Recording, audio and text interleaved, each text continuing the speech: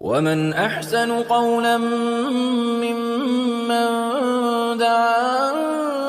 إلى الله وعمل صالحا وقال إنني من المسلمين. الله من شرور أنفسنا ومن سيئات أعمالنا من يهده الله فلا مضل له ومن يضلل فلا هادي له وأشهد أن لا إله إلا الله وحده لا شريك له وأشهد أن محمدا عبده ورسوله. أما بعد فإن خير الحديث كتاب الله وخير الهدي هدي محمد صلى الله عليه وسلم وشر الأمور محدثاتها وكل محدثة بدعة وكل بدعة ضلالة وكل ضلالة في النار. فأعوذ بالله السميع العليم من الشيطان الرجيم. بسم الله الرحمن الرحيم. والسابقون الأولون من المهاجرين والأنصار الذين اتبعوهم بإحسان رضي الله تعالى عنهم ورضوا عنه وأعد لهم جنات تجري من تحتها الأنهار. وقال النبي صلی اللہ علیہ وسلم لا تسبوا اصحابی. محترم سامعین کرام، بزرگان دین اور نوجوان ساتھیوں، مسلسل دو خطبات جمعہ سے ذکر خیر کیا جا رہا ہے ان مقدس ہستیوں کا جن کو اللہ رب العالمین نے رسول اکرم صلی اللہ علیہ وسلم کے لیے منتخب فرمایا. وہ ہستیاں، وہ شخصیات جن لوگوں نے رسول اکرم صلی اللہ علیہ وسلم کے لیے اپنی جان، اپنا مال، اپنی زمین و جائیداد اور اپنا سارا کا سارا سرمایہ قربان کر دیا. ان شخصیات کا ذکر خیر جن شخصیات کو اللہ رب العالمین نے قرآن مجید میں تفصیل کے ساتھ سراہا ہے، جن کے بارے میں اللہ رب العالمین نے سورہ توبہ میں جو آیت کریمہ آپ کے سامنے تلاوت کی گئی اس میں صراحت کے ساتھ ان سے اپنی رضامندی اور ان کے اپنی ذات گرامی سے راضی ہونے کی مکمل خوشخبری سنا کر کے اعلان فرما دیا کہ یہ لوگ مجھ سے راضی ہیں اور میں ان لوگوں سے راضی ہوں. ان شخصیات اور مبارک ہستیوں کا تذکرہ دو خطبات جمعہ سے آپ کے سامنے کیا جا رہا ہے جن کو رسول اکرم صلی اللہ علیہ وسلم اپنا محبوب رکھتے تھے اور جو رسول اکرم صلی اللہ علیہ وسلم کو اپنا محبوب رکھتے تھے. اللہ کے نبی صلی اللہ علیہ وسلم کی تعلیمات پر اللہ رب العالمین کی رضامندی کی تلاش کے لیے یہ ہستیاں بھوکی اور پیاسی رہتی تھی، لیکن دین اسلام، اسلامی تعلیمات، اسلام کے احکام و مسائل پر کوئی آنچ آ جائے ان لوگوں کو اس بات کے یہ چیز قطعاً برداشت نہیں تھی. وہ ہستیاں جو رسول اکرم صلی اللہ علیہ وسلم کے لیے چلتے پھرتے مددگار بنائے گئے، وہ ہستیاں جن کو اللہ رب العالمین نے مفلسی، بھوکمری اور فاقہ کشی کے باوجود ایسی عظمت عطا فرمائی کہ ان کے نتیجے میں رسول اکرم صلی اللہ علیہ وسلم کو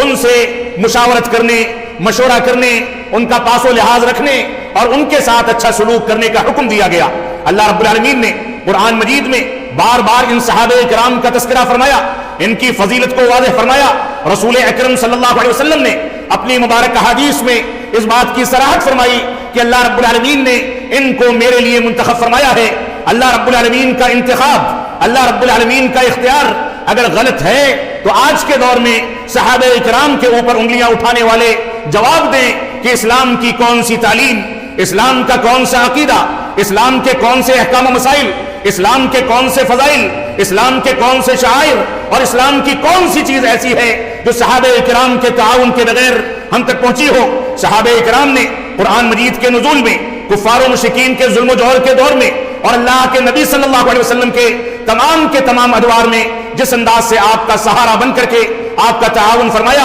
اس کی مثال نہ ماضی میں ملتی ہے نہ مستقبل میں مل سکتی ہے. یہ اللہ رب العالمین کی منتخب کردہ جماعت تھی جس کا تذکرہ تورات و انجیل میں بھی کیا گیا. اللہ رب العالمین نے ان صحابہ کرام کا ذکر خیر تورات و انجیل میں کر کے ان کے بارے میں اپنی رضامندی کا اظہار کر کے واضح کر دیا کہ ان صحابہ کرام سے بغض و کینہ رکھنے والے، ان کے اوپر سب و شتم کرنے والے، ان کے اوپر انگلیاں اٹھانے والے، ان کے اوپر تنقیدیں کرنے والے، ان کی تحقیر بیان کرنے والے یا ان کو ہلکا کر کے پیش کر کے ان کے خلاف شبہات پیدا کرنے والے کبھی مسلمان نہیں ہو سکتے. وہ یا تو منافقت پر قائم رہتے رہتے اسلام سے خارج ہو جائیں گے، مشرکوں کے زمرے میں داخل ہو جائیں گے، کفر و شرک کر بیٹھیں گے، یا کم از کم وہ منافق ہیں، مومن نہیں ہو سکتے. اس وجہ سے ہماری ذمہ داری ہے کہ ہم صحابہ کرام کے بارے میں اپنے ایمان کے اندر پختگی پیدا کریں،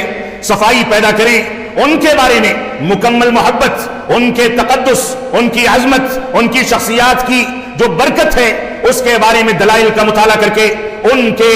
محبت کو اپنے ایمان کا حصہ قرار دیں۔ ایمان صحابہ کرام سے محبت کے بغیر، صحابہ کرام کی عظمت کے اقرار کے بغیر، صحابہ کرام پر اٹھنے والی انگلیوں کو توڑ کر پھینکے بغیر یہ ایمان مکمل نہیں ہو سکتا۔ اس ایمان کی تکمیل اگر مسلمانوں کی خواہش ہے، مسلمان چاہتے ہیں کہ ایمان مکمل ہو جائے، تو مسلمانوں کو اپنے سب سے بڑے محسن جناب محمد الرسول اللہ صلی اللہ علیہ وسلم کی تعلیمات، اور وہ تعلیمات جن لوگوں کے توسط سے ہم تک پہنچی، ان لوگوں کے تقدس، ان کی عظمت اور ان کی فضیلت کا مکمل اقرار کرنا ہوگا۔ اس کے بغیر کوئی بھی مسلمان کامل مسلمان نہیں ہو سکتا۔ آپ حضرات کے سامنے جو آیت کریمہ سورہ توبہ کی تلاوت کی گئی، اس میں اللہ رب العالمین نے ارشاد فرمایا والسابقون الاولون من المهاجرین والانصار الذین اتبعوهم باحسان رضی اللہ عنہم ورضوا عنہ واعد لهم جنات تجری من تحتها الانہار خالدین فیہا ابدا ذلک الفوز العظیم۔ اللہ رب العالمین نے واضح کر دیا کہ جو لوگ صلح حدیبیہ سے پہلے اسلام لائے اور اسی طریقے سے ان کا شمار چاہے مہاجرین میں ہوتا ہو یا انصار صحابہ کرام میں ہوتا ہو، یہ سارے کے سارے صحابہ کرام اور جن لوگوں نے اللہ رب العالمین کی اور دین اسلام کی سچائی کے ساتھ پیروی کی، اللہ رب العالمین کی رضامندی کو تلاش کیا، اس کی رضامندی کو تلاش کرنے کے لیے اپنی زندگیاں تج دی، وہ سارے کے سارے لوگ اللہ رب العالمین نے فرمایا رضی اللہ عنہم، اللہ رب العالمین ان لوگوں سے راضی ہو گیا۔ آج کے دور میں اگر کوئی امیر معاویہ رضی اللہ تعالیٰ پر تنقیدیں کرتا ہے، ابو ہریرہ رضی اللہ تعالیٰ کو تنقید کا شکار بنا کر کے ان کو غیر فقیہ قرار دیتا ہے، اگر آج کے دور میں کوئی صحابہ کرام میں سے کسی ادنا سے ادنا صحابی رسول کو منتخب کر کے اس کی جانب تنقید کی انگلیاں اٹھاتا ہے، تو وہ سن لے یہاں رضامندی کا اظہار رب کائنات نے 7ویں آسمان سے فرمایا ہے۔ یہ رضامندی، یہ سرٹیفکیٹ، یہ اللہ رب العالمین کا گواہی دینا اور قرآن مجید کی ان آیتوں کو قرآن مجید کا حصہ بنا کر کے اس کی فضیلت میں یہاں تک کہہ دینا کہ ایک ایک حرف پڑھنے والے کو کم از کم 10 نیکیاں ملتی ہیں۔ معاف فرمائیں گے یہ تنقیدیں کرنے والے، چاہے خلافت و ملوکیت کے بہانے سے تنقیدیں کریں، چاہے اہل بیت کی جھوٹی محبت کی دعوے داری کر کے تنقیدیں کریں، چاہے کسی بہانے سے تنقیدیں کریں، یہ تنقیدیں اگر کسی صحابی رسول پر کی جاتی ہیں تو معاف فرمائیں گے وہ اس آیت کریمہ کو جھٹلانے والے ہیں، کیونکہ اللہ رب العالمین نے فرما دیا رضی اللہ عنہم ورضوا عنہ کہ اللہ رب العالمین ان لوگوں سے راضی ہو گیا اور یہ لوگ بھی اللہ رب العالمین سے راضی ہو گئے۔ اللہ رب العالمین نے ان کو آزمایا، ابتلا و آزمائش کا دور گزرا، نہ کھانے کے لیے کچھ تھا، نہ پینے کے لیے کچھ تھا، نہ پہننے کے کپڑے تھے، نہ اوڑھنے کی چادریں تھیں، نہ قاعدے کی مسجدیں تھیں، نہ ہتھیار تھے، نہ سامان تھے، نہ سواریاں تھیں، ساری تنگی، ساری فاقہ کشی، ساری بھوک اور پیاس اور پھٹے پرانے کپڑے، ایک ایک چادر میں پوری زندگی گزارنے والے صحابہ کرام، ساری تکلیفیں برداشت کرنے والے صحابہ کرام اگر راضی تھے تو اس رب کائنات سے راضی تھے جس نے ان کو صحابی رسول ہونے کا شرف عطا فرمایا تھا، جس نے ان کو یہ توفیق عطا فرمائی تھی کہ وہ اللہ کے نبی صلی اللہ علیہ وسلم کا سامنا کریں، ایمان کی حالت میں ان کے دروس و محاضرات سنیں، ایمان کی حالت میں ان کو دیکھ لیں، ملاقات ہوئی ہو نہ ہوئی ہو، حجۃ الوداع میں کسی نے اگر دور سے اللہ کے نبی صلی اللہ علیہ وسلم کو دیکھ لیا ہو ایمان کی حالت میں اور ایمان ہی کی حالت میں اس کی موت ہو گئی ہو، تو اللہ کی قسم دنیا کا بڑے سے بڑا پیر و ولی، بڑے سے بڑا محدث و فقیہ، بڑے سے بڑی شخصیت، بڑی سے بڑی کتاب، بڑے سے بڑا علامہ اور مفتی، بڑی سے بڑی شخصیت اس صحابی رسول کے پیر کے دھول کے برابر بھی نہیں ہو سکتی ہے۔ اب اس پر تنقیدیں کرنے والے اللہ کے نبی صلی اللہ علیہ وسلم کی تعلیمات کی مخالفت کرتے ہیں، تو اللہ رب العالمین نے فرمایا جو لوگ صلح حدیبیہ سے پہلے اسلام لے آئے، مہاجرین ہوں یا انصار ہوں، اللہ رب العالمین ان سے راضی ہو گیا، یہ اللہ رب العالمین سے راضی ہو گئے۔ اور یہی اتنا نہیں ہے، وَأَعَدَّ لَهُمْ جَنَّاتٍ تَجْرِي مِن تَحْتِهَا الْأَنْهَارُ، اللہ رب العالمین نے خوشخبری بھی سنا دی کہ ان لوگوں کے لیے اللہ رب العالمین نے ایسے باغات تیار کیے ہیں، ایسی جنتیں تیار کی ہیں، ایسی نعمتیں تیار کی ہیں جس کے نیچے نہریں بہ رہی ہیں۔ اللہ رب العالمین نے ان کی عظمت کو واضح کرنے کے لیے جہاں ان سے رضامندی کا اظہار کیا، وہیں یہ بھی فرما دیا کہ ان کے لیے جنت کی خوشخبری ہے، یہ اس میں ہمیشہ رہیں گے، خالدین فیہا ابدا، یہ اس میں ہمیشہ رہیں گے، ذالک الفوز العظیم۔ اے لوگو سن لو، جو گالیاں دیتے ہو، جو تنقیدیں کرتے ہو، جو انگلیاں اٹھاتے ہو، وہ بھی سن لو، اور جو احترام کرتے ہیں وہ بھی سن لیں۔ اللہ رب العالمین نے اس رضامندی کو، اس جنت کی بشارت کو عظیم کامیابی قرار دے کر کے صحابہ اکرام کو اس میں شامل فرما لیا ہے۔ اس وجہ سے ہماری ذمہ داری ہے کہ ان صحابہ اکرام کا احترام کریں۔ اللہ رب العالمین نے ارشاد فرمایا سورۃ الفتح کے اندر، اللہ رب العالمین کا فرمان ہے اذ جعل الذین کفروا فی قلوبہم الحمیۃ الجاہلیہ فانزل اللہ سکینتہ علی رسولہ وعلی المؤمنین وألزمهم كلمة التقوى وكانوا أحق بها وأهلها وكان الله بكل شيء عليما۔ سورۃ الفتح کی آیت نمبر 26 میں اللہ رب العالمین فرماتا ہے کہ جبکہ ان کافروں نے اپنے دلوں میں جاہلی دور کی حمیت کو جگہ دے دی، وہ حمیت ان کے دلوں میں بیدار ہو گئی، فأنزل اللہ سکینتہ علی رسولہ، جب یہ اپنی جاہلی دور کفر و شرک کی حمیت پر چلنے لگے اور اللہ کے نبی صلی اللہ علیہ وسلم کی وحدانیت کی توحید اور صحابہ کرام کے اس پر چلنے اور توحید کے تقاضوں کے بجا لانے کو ان لوگوں نے نکار دیا، تو اللہ رب العالمین نے فرمایا کہ اللہ رب العالمین نے ان کی حمیت ان کے دلوں میں رکھی ہے،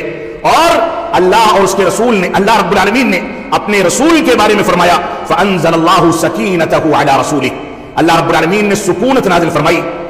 اطمینان اور سکون عطا فرمایا اپنے رسول کو، کیونکہ اس کے پاس پہننے کے کپڑے نہ ہوں، کھانے کے لیے آسودہ ہونے کے لیے کھانا اور پینا نہ ہو، اوڑھنے کی چادریں نہ ہوں، بہترین قسم کے کپڑے نہ ہوں، اچھے مکانات نہ ہوں، اور استعمال کی نعمتیں ہوں یا نہ ہوں، لیکن اس کے پاس سب سے عظیم نعمت توحید کی نعمت تھی، اللہ رب العالمین کو پہچاننے کی نعمت تھی، اللہ رب العالمین کی شناخت کی نعمت تھی، وہ جانتا تھا کہ ایمان کی حلاوت اور شیرینی کیا ہوتی ہے، تو اللہ رب العالمین نے اسی ایمان کے نتیجے میں اپنے نبی کو سکون اور اطمینان کے لیے منتخب فرمایا، وعلی المؤمنین، اور مومنوں کو اسی اطمینان اور سکون کے لیے منتخب فرمایا۔ ان مومنوں سے مراد اللہ کے نبی صلی اللہ علیہ وسلم کے ساتھی ہیں،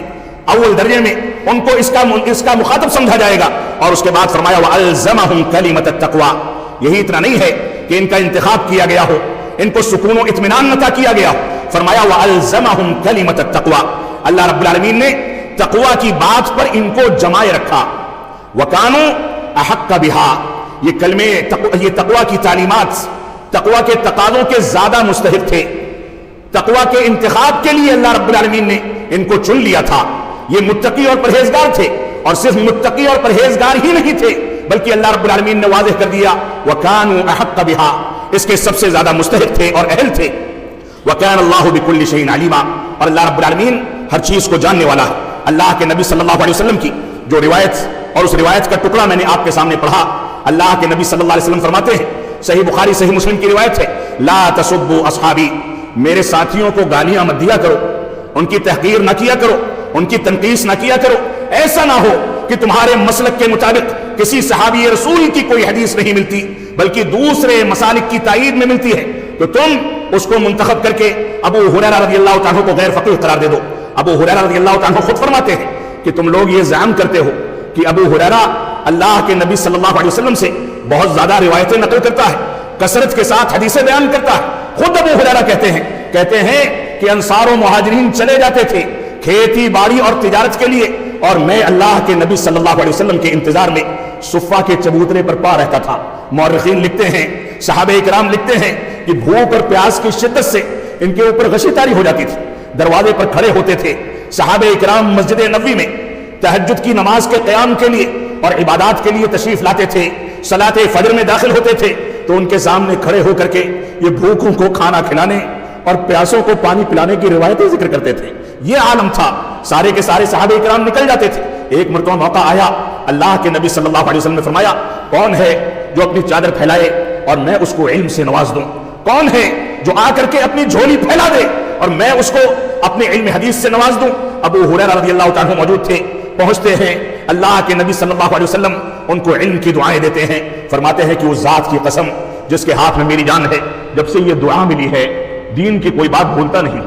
سب یاد رہتی ہیں۔ اور آج کے دور میں ہمارے بعض فقہا نے، ہمارے بعض مستشرقین نے اور بعض اسلام کی جانب منسوب افراد نے ابو ہریرہ رضی اللہ عنہ کو یہ کہہ کر کے نکار دیا کہ اتنی روایتیں نقل کرنے کا امکان موجود نہیں ہے، نعوذ باللہ من ذالک، جس کو اللہ کے نبی صلی اللہ علیہ وسلم کی خصوصی دعائیں مل گئی ہوں وہ کیوں نہیں نقل کر سکتا؟ اور امکان موجود ہے، آج کے دور میں بھی اس کی مثالیں ملتی ہیں کہ بعض علماء کرام کو کتب ستہ مع سند یاد ہیں اور آپ کہیں سے بھی ان کو صرف تھوڑا سا اشارہ دے دیں وہ کتابیں ختم کر ڈالیں گے. یہ صورتحال، یہ معجزات اور یہ نشانیاں اللہ رب العالمین ہر دور میں دکھاتا ہے. تو اللہ کے نبی صلی اللہ علیہ وسلم نے فرمایا کہ میرے ساتھیوں کو گالیاں مت دیا کرو. فلو ان احدکم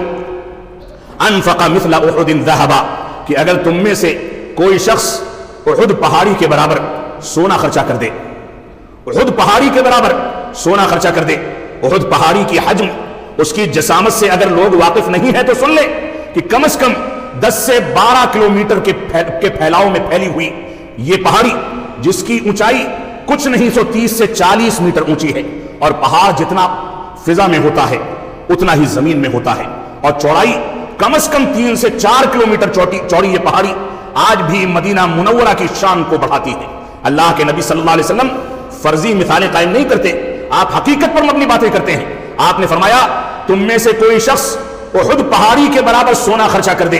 تو میرے ساتھی یعنی صحابہ کرام کے ایک مد عام صدقے کے برابر بھی نہیں پہنچ سکتا، 200-250 گرام صدقے کے برابر بھی نہیں پہنچ سکتا. یہ صحابی رسول کا شرف ہے، اس کا مقام ہے، جس مقام کو ہمیں اپنے سامنے رکھنا چاہیے. اللہ کے نبی صلی اللہ علیہ وسلم فرماتے ہیں کہ اگر تم احد پہاڑی کے برابر سونا بھی خرچہ کر دو، ما بلغ مد احدہم ولا نصیفہ، تو میرے ساتھی کے ایک مد یا آدھے مد صدقے کے برابر بھی نہیں پہنچ سکتے. اسی طریقے سے طبرانی کی ایک روایت ہے، علامہ البانی رحمۃ اللہ علیہ نے اس کو حسن قرار دیا. اللہ کے نبی صلی اللہ علیہ وسلم فرماتے ہیں من سب اصحابی فعلیہ لعنت اللہ والملائکۃ والناس اجمعین، جس نے میرے صحابی رسول کو گالی گلوچ کیا تو اس پر لعنت ہے اللہ رب العالمین کی، اس پر لعنت ہے فرشتوں کی، اور اس پر لعنت ہے ساری کی ساری انسانیت کی. ایسے لوگ کبھی کامیاب نہیں ہو سکتے. اللہ رب العالمین نے ان صحابہ کرام سے اپنی رضامندی کا اظہار فرمایا. ان صحابہ کرام کے بارے میں اللہ کے نبی صلی اللہ علیہ وسلم کو حکم دیا کہ آپ ان کے لیے استغفار کیا کریں، ان سے رائے مشورہ کیا کریں. فاعف عنہم، ان کو درگزر کریں. واستغفر لہم وشاورہم فی الامر، اور اپنے مسائل میں ان سے مشورہ کیا کریں. یہ مشورہ دیں گے جس کی بنیاد پر آپ کی گاڑی اسلام کی دعوت و تبلیغ، توحید کی تعلیمات آگے بڑھیں گی. یہ اللہ رب العالمین کا فرمان ہے. اللہ رب العالمین نے ان صحابہ کرام کو خیر القرون میں شمار فرمایا. اللہ کے نبی صلی اللہ علیہ وسلم نے سب سے بہتر افراد قرار دیا. اللہ کے نبی صلی اللہ علیہ وسلم نے ان کو ہدایت کی علامت قرار دیا. اللہ کے نبی صلی اللہ علیہ وسلم کا فرمان ہے، ترمذی کی حسن روایت ہے، فرماتے ہیں کہ میری امت 73 فرقوں میں تقسیم ہو جائے گی اور سارے کے سارے جہنمی ہوں گے الا واحدہ، سوائے ایک فرقے کے جو قرآن و سنت کے مطابق چلے گا. قالوا ومن ہی یا رسول اللہ، صحابہ کرام نے کامیابی کے لیے،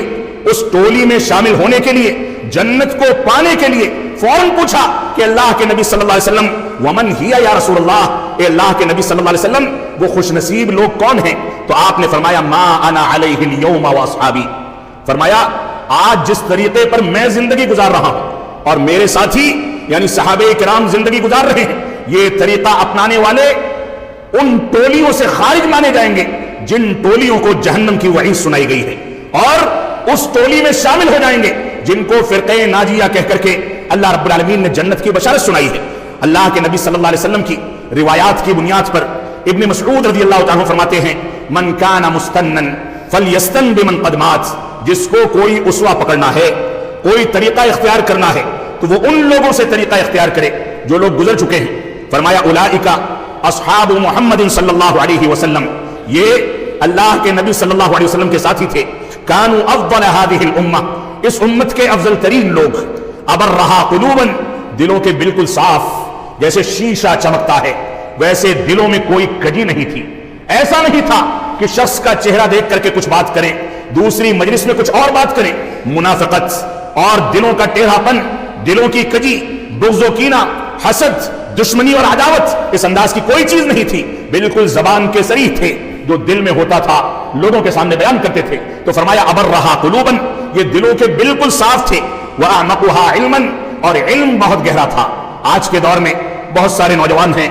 بہت سارے افراد ہیں، اور قرآن و سنت کے حامل بہت سارے ایسے نوجوان ہیں جو یہ سمجھتے ہیں کہ ہم نے قرآن و سنت کی تعلیم کو اتنا حاصل کر لیا کہ ہم دوسروں کے سامنے بیان کریں اور غلطی نہیں کریں گے، معاف فرمائیں گے. یہ ہماری خام خیالی ہے. آج کے دور میں دین کی پوری تعبیرات الٹ چکی ہیں. آج کے دور میں اگر کسی بہت بڑے پڑھے لکھے دعوے دار سے یہ پوچھ لیا جائے کہ نماز کے باریکی کے ساتھ سارے مسائل ذکر کر دے تو میں سمجھتا ہوں کہ علم اتنا کمزور ہے کہ ہم بیان نہیں کر سکتے. صحابہ کرام کا علم اتنا مضبوط تھا کہ اللہ کے نبی صلی اللہ علیہ وسلم کی انگلیاں نماز میں کہاں ملی ہوتی تھی، کہاں تھوڑی کھلی ہوتی تھی، کہاں پوری پھیلی ہوتی تھی، نگاہیں کہاں ہوتی تھی، سجدے کی کیفیت کیا تھی، رکوع کیسے کرتے تھے، کپڑوں کی کیفیت سجدے کی حالت میں کیسے ہوا کرتی تھی، مسجد میں کیسے داخل ہوتے تھے، کیسے نکلتے تھے، قضاء حاجت کے لیے کیسے جاتے تھے، کیسے واپس آتے تھے، وضو کیسے کرتے تھے، غسل کیسے کرتے تھے، لقمہ کیسے اٹھاتے تھے، کتنی انگلیاں استعمال کرتے تھے، کیسے کھاتے تھے، کھانے کے اور چبانے کے آداب کیا تھے، چلنے پھرنے کے آداب کیا تھے، ساری کی ساری چیزوں کو صحابہ کرام نے مکمل تفصیل کے ساتھ بیان فرمایا ہے. یہ صحابہ کرام اللہ کے نبی صلی اللہ علیہ وسلم کی زندگی کی